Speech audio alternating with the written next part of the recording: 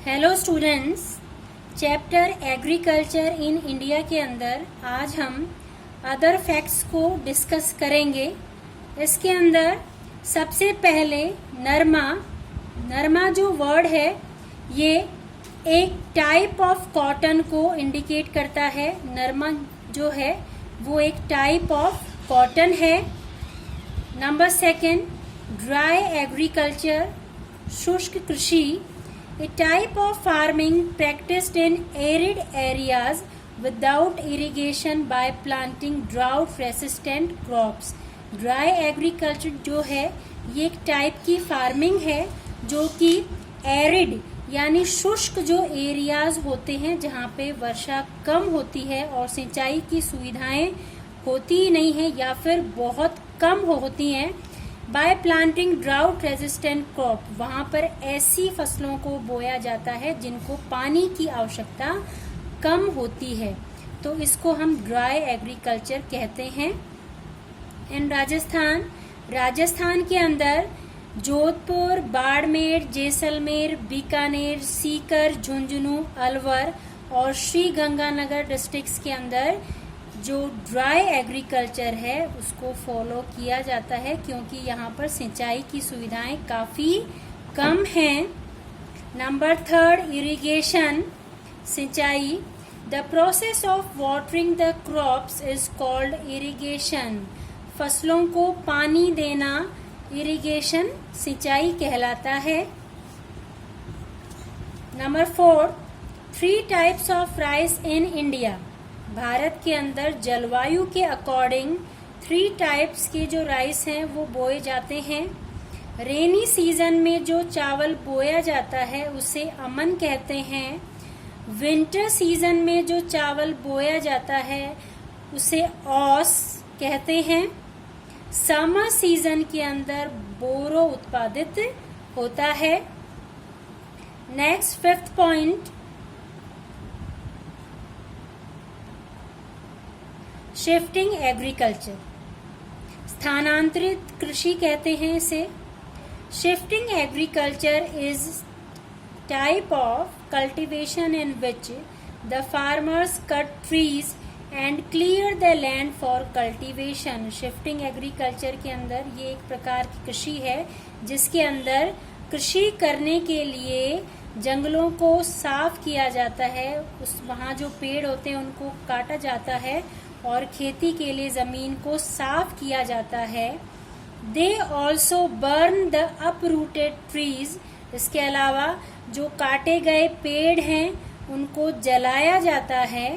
And mix there Ashes, और जो उसकी राख है उसको मिट्टी में मिलाया जाता है। क्योंकि राख को मिट्टी में मिलाने से जो सॉयल है, जो मिट्टी है, उसकी फर्टिलिटी, उसका उपजाऊपन बढ़ता है। After cultivation and harvesting, they move on other land and repeat the same process। वहाँ पर उस स्थान पर कृषि करने के बाद और फसल निकालने के बाद वो आगे उसी प्रकार से जमीन को साफ करते हैं, उस जमीन को छोड़ देते हैं क्योंकि 2-3 साल वहाँ पर खेती करने के बाद जो वहाँ की फर्टिलिटी है वो कम हो जाती है, तो वहाँ का जो लैंड है उसको छोड़कर आगे की तरफ जो हिस्सा है उसको साफ किया जाता है और फिर वहाँ पे कृषि की जाती है और ये प्रोसेस आगे चलती रहती है। इस तरीके से इसे स्थानांतरित कृषि कहते हैं। It is practised by tribal people, और मुख्यतः ये जो कृषि है ये आदिवासी लोगों द्वारा की जाती है। And also known as burn और स्लैश कल्टीवेशन, और इसको दहन कृषि के नाम से भी जाना जाता है।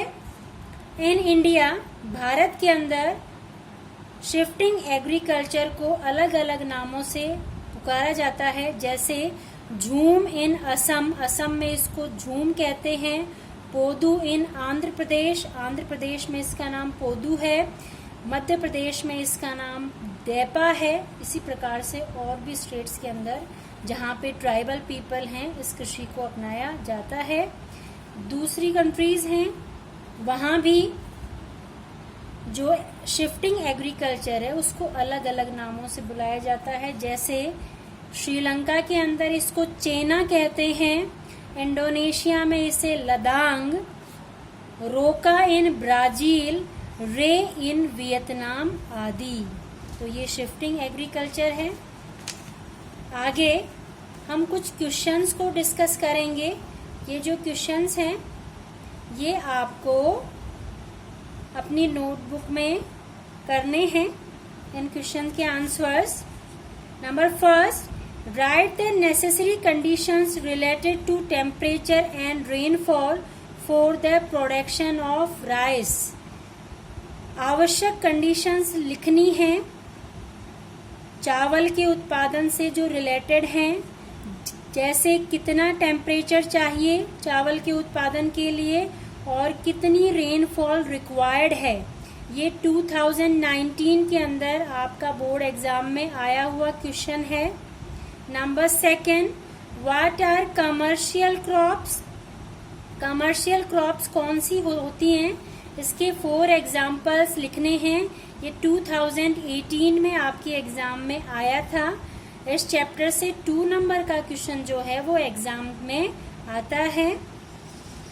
Number third, which are the main wheat producer states in India. भारत के अंदर मुख्य चावल उत्पादक राज्य कौन से हैं। Number fourth, explain about the contribution of cotton in cash crop. जो नकदी फसलें हैं उनके अंदर कॉटन का जो योगदान है उसके बारे में आपको एक्सप्लेन करना है। Number fifth, describe about the corn crop. जो कॉर्न क्रॉप है, कॉर्न क्रॉप से मतलब जो मेज क्रॉप है, मेज क्रॉप जो है उसको आपको डिस्क्राइब करना है। उसकी ज्योग्राफिकल कंडीशंस हैं, उसके क्या यूज है, किन इंडस्ट्रीज में वो काम में आता है, इसके बारे में आपको इसमें लिखना है।